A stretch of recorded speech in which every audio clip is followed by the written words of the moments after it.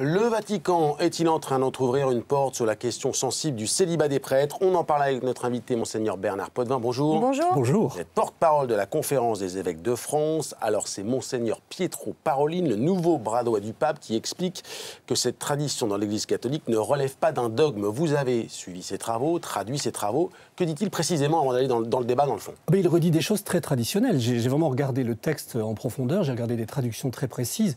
Il redit qu'il y a une règle dans l'Église catholique qui a été établie au fil de l'histoire, parce que l'Église a discerné que le célibat convenait à la vie des prêtres. Au fil de son histoire, alors il y a le IVe siècle, je ne vais pas ici détailler toute l'histoire, mais il y a un concile au IVe siècle, et puis ensuite c'est confirmé, notamment évidemment par le concile de Trente, et puis alors d'une façon très récente, Jean-Paul II avait aussi redit d'une façon très vive son attachement au célibat.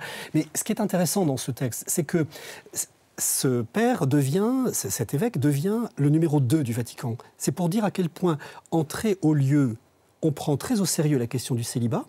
Vous remarquerez qu'à aucun moment de ce texte, il ne dit ça va changer, il ne dit ça n'a pas de sens, c'est devenu désuet. Il redit tout son attachement à cette tradition, et il se met à disposition du pape François. Donc moi, j'ai envie de dire... Alors comment on peut interpréter ces paroles? Est-ce qu'une porte s'ouvre et des discussions vont avoir lieu, ou est-ce que c'est plutôt symbolique d'une prise de fonction? C'est symbolique d'une prise de fonction davantage, et puis c'est pas en termes de discussion, on n'est pas dans de la négociation. Le célibat des prêtres, c'est une dimension qui traverse toute l'histoire, qui a beaucoup de significations. Je me permets de dire que c'est pas un scoop, cette interview. Il y a des cardinaux eux-mêmes qui se sont posé la question au fil de l'histoire, et non des moindres. Ça montre bien que la question, elle est librement débattue, mais c'est pas parce qu'elle est débattue qu'elle va changer. Il faut faire attention que nos téléspectateurs s'imaginent pas que il y a une grande révolution aujourd'hui dans l'Église catholique. C'est pas comme ça que ça se passe. Mais est-ce que ça pourrait changer, ou est-ce que définitivement c'est impossible? Ça relève du pape. C'est au pape de François d'apprécier les besoins de l'Église. Moi, je constate que le nombre de prêtres catholiques au niveau de la planète, il augmente. Il augmente. Alors nous, en Occident, on est stressé parce qu'il diminue chez nous. Alors on manque de prêtres. Et on s'imagine que lever le célibat sacerdotal, ça va résoudre le problème. Moi, je peux vous garantir que non.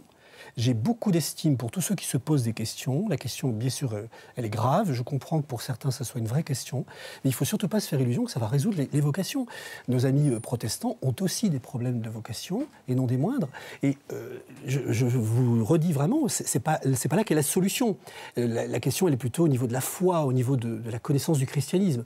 Le nombre de prêtres augmente au niveau de la planète. On l'oublie souvent. Vous pensez que c'est plus un débat de société, parfois même de non-catholiques, voire de non-chrétiens, plutôt qu'un débat interne à l'Église catholique? Non, il est interne à l'Église catholique. Il ne faut surtout pas être langue de bois. Il y a du débat. C'est très bien qu'il y ait du débat, d'ailleurs.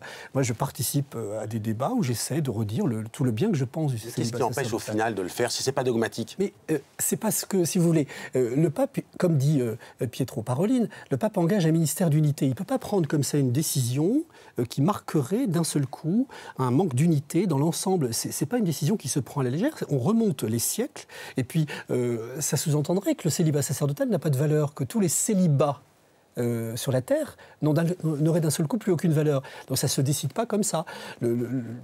Monseigneur Parolin devient secrétaire d'État. Il se met à disposition du pape. Ça veut bien dire qu'il fera ce que le pape François va demander. Moi, vous savez, j'ai une grande confiance dans ce pape, et il fera le bien de l'Église.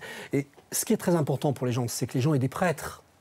Il faut qu'ils aient des prêtres. Est-ce qu'on a une idée aujourd'hui du ressenti des prêtres? Est-ce qu'on sait combien de prêtres, par exemple, se défroquent par an en France parce que pour eux, la situation est devenue invivable? Il y a beaucoup de raisons à ces décisions, et moi je redis, tous ceux qui quittent le sacerdoce pour cette raison, moi je dis ce sont des frères.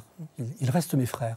Et je me garderai bien de les juger ici à cette antenne. Certains sont plus sévères, ils disent que c'est un manque de foi justement, qu'ils ne sont pas capables de oui, passer mais là, au-dessus. je plaide qu'on les écoute avec beaucoup d'indulgence. Et en disant cela, moi je viens vous redire à quel point je crois au célibat sacerdotal. Je suis quelqu'un qui soutient le célibat sacerdotal. Mais on peut donc être très humain sur cette question, être dans un dialogue avec tous, et en même temps redire la valeur d'un célibat tel qu'il est aujourd'hui vécu. Vous savez, l'important, c'est d'être heureux. Je me permets quand même de rappeler qu'un prêtre, ça ne se prépare pas en 5 minutes. c'est environ 10 ans la formation d'un prêtre dans l'Église catholique. 10 ans. On a quand même le temps un peu d'y réfléchir. C'est quand même pas une décision qui se prend à la légère. Elle fait partie d'un équilibre humain. Et puis on ne choisit pas le célibat par privation. Je ne crois pas qu'à cette antenne, je vous donne le sentiment d'être un homme malheureux. On n'est pas en termes de privation, on est en termes ici on se consacre à un peuple, on se donne à un peuple. C'est ça l'idée. Et alors, je sais bien que ça fait toujours question.